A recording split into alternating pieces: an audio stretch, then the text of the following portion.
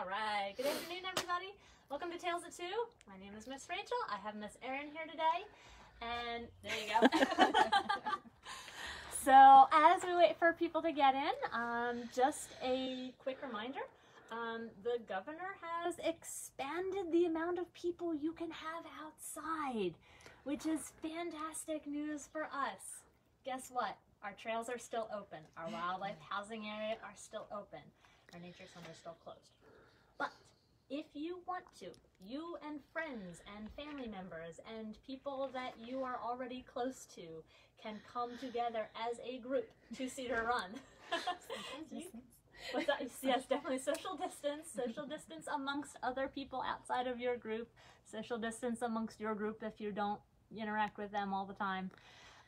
Please be safe, please wear your masks. Mine is over there. Erin will be wearing hers later. So again, yeah, please wear your masks, please be safe. Okay, we're still in the throes of all of this, so, but the nice thing is that it's getting warmer out. It is getting so nice, and the trails are beautiful. The rhododendron right now are in full bloom, and the mountain laurel will be in bloom shortly, I'm sure. You get like the popping over there. It is popping just a little bit, like maybe give it like 2 more days and it'll be like full bloom, which is perfect. Okay, so we got a lot of stuff going on here today. So for today, we are gonna play with owl pellets. We're gonna play with, yeah, bird barf. I just wanted to throw that out there, guys. Come on. It's fun. We're gonna have fun with it. So, owl pellets are really, really cool things. So birds are built way differently than humans are. Okay? Humans are, for the most part, one way, in, out, everything comes back out the other end. For the most part, unless you're sick. Birds, they're a little bit different. So they have special organs inside their chest area, inside their upper throat, called, I think it's the crop, right? It's the crop where everything gathers, okay? Now, when they eat something, the stuff that is digestible, the stuff that's the stuff that, our signal, okay. We're outside, guys, fingers crossed. We can move quickly in if we need to. Yeah, we can move in if we need to, but fingers crossed. It's nice out, I want to stay out here. So anyway, the crop, anything that is digestible is going to start to digest and it's going to move down into the stomach, okay? Anything that is not digestible, things like hair, things like nails, like claws or bones, all that stuff that's harder material, the keratin and the proteins and all the calcium stuff in your bones, all of that stuff gets coughed back up into the crop and it stays there until it gets big enough to get hawked back out. Kind of sounds like a hairball. Like if you have a cat and you've ever watched them cough up a hairball, it's the same idea. It really is. Now, the birds that eat other animals are the ones that typically do this, okay? So, I'm gonna let you do it, sorry. The birds that, so most of the birds that are owls, definitely. Our hawks cough up pellets.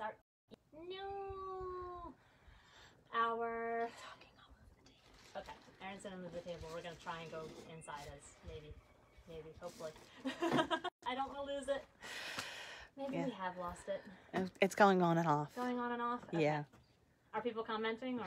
No one's commenting, but there are 18 people watching, so we want to keep everyone. All right, so I think we are going to carefully move inside, guys.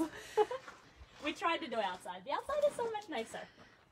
It really, really is. Bear with us. We're trying. You okay? Yeah, spider on me. Oh! Okay. Okay.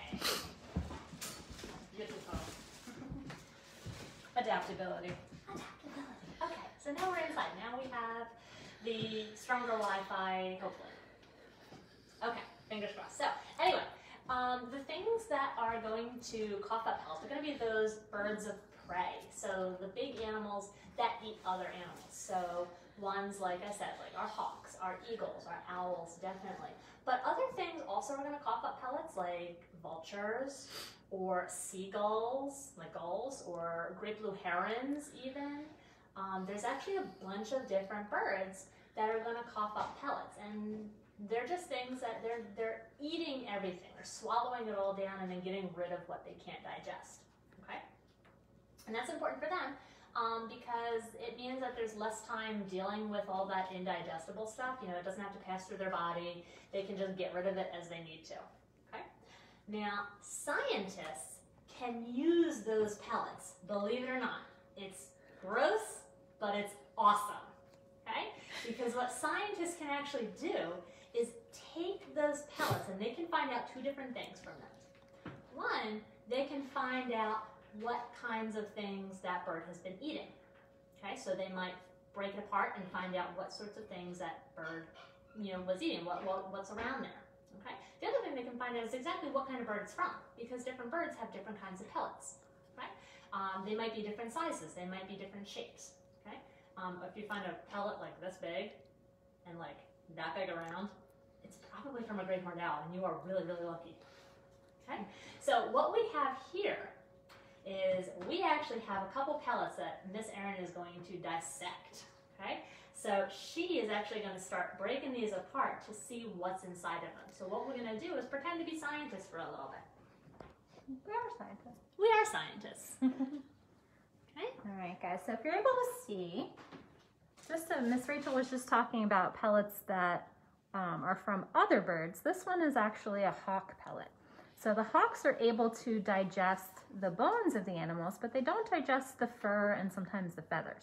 So you can see this is a pretty small pellet in the palm of my hand, but they're eating a lot of food. They're digesting some of it, so they don't have quite as large of a pellet as some of the other guys do. Then on the other hand, comparatively, this one is from our barn owl.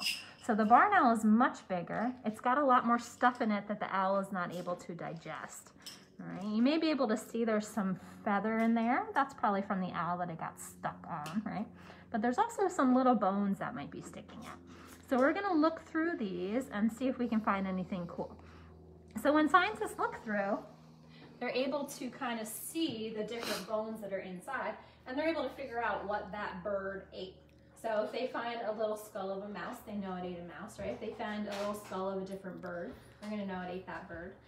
In the case of us, when we do it with kids, we have a whole chart of different types of bones. So not only can you figure out what the bird ate, but you can figure out which bone is which as well. All right, so I'm gonna start, if Miss Rachel wants to keep talking so I'm not too boring, I'm gonna start picking at these guys, see what we can find in here. And toss some toothpicks there if you want to too. Yeah, not as fun. Yeah, it is not as fun. There's already a big skull here. There is a pretty big skull on that one. So when scientists are looking through these, they can actually identify each little animal that the bird has eaten. They can identify it by the skull, they can identify it by the leg bones. Probably have a harder time IDing it by the rib, but you know, you can try. So this one's pretty close. This is, based on the size of this is probably a rat skull. Kind of see the eye sockets there. This would be his nose, and on the underneath are some teeth. So that would be the top jaw of our little mouse friend. It'll be the whole skull. I think I see this a rib right here hanging out. Yeah, so this little guy is a rib. We dissect owl pellets in our 5th grade class. So much fun. Yep. All right, we've got a little leg bone that I just came across as well.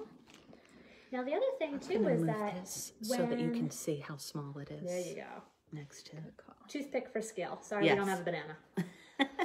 So one of the cool things about these birds too is that they don't necessarily cough up a pellet after every meal. They might keep the Another skull. indigestible material in their crop for a couple different meals. So, and especially for a bigger bird, they might only make a pellet maybe once every other day or so. Okay, so you might find a lot of different animals inside these pellets, which is really, really fascinating. And you can see exactly what kinds of things they've had. This one's another skull. You can kind of see the teeth that are much brighter white there. You can see the long incisors on this guy too. So those are the teeth there of the mouse that keep growing. So any rodent, the teeth keep growing on them. So a squirrel would have teeth like this, so would a beaver, and of course the mice and the rats too. Got another little rib. What else? So the other really cool thing that the scientists can do too, and it might be a little bit harder, but they're starting to do it now.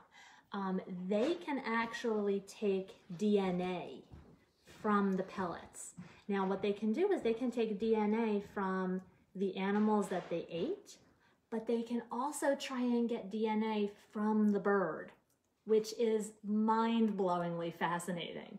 So you can actually get a pellet and they can sequence the DNA and figure out which individual bird, which specific bird ate this mouse, like had this pellet. It's not focusing. Yeah. Sorry. It's another jaw. Here, try I'll on put it down. So you Try can on the see it white better. here. Okay. That might be a little bit better if we put. So this is all the Yes, same guys. pellet, you guys. So far we've already found 3 skulls in the same pellet. Oh my goodness. So it's a friend that likes to eat a whole lot. Yes. So this one right here, this is a jawbone. So this is the lower jaw of something. It's a tooth too. Oh, this is another one. So this is another. That's the tooth hanging out right there, and it goes all the way through. Okay. So it's kind of gross, and you guys had said you did it in school. A lot of schools do it in different grades. And everybody's always kind of grossed out at first, but then once they get going, they're cool with it. There's a big old thick leg bone. Like I've been saying, like this is really, really fascinating material. Like the stuff that you can find out from all of this. Scientists have looked through pellets and found rodents that have not been described by science, like things that they thought either were extinct or they just never knew about. They haven't been focused. They haven't seen them in real life. They haven't gotten photographs of them. The only way they knew them is because birds were eating them and they found what was left, which is, that's amazing to me. The stuff that you can find out. Got lots of ribs here. This one is not a rib. This one is a leg bone somewhere.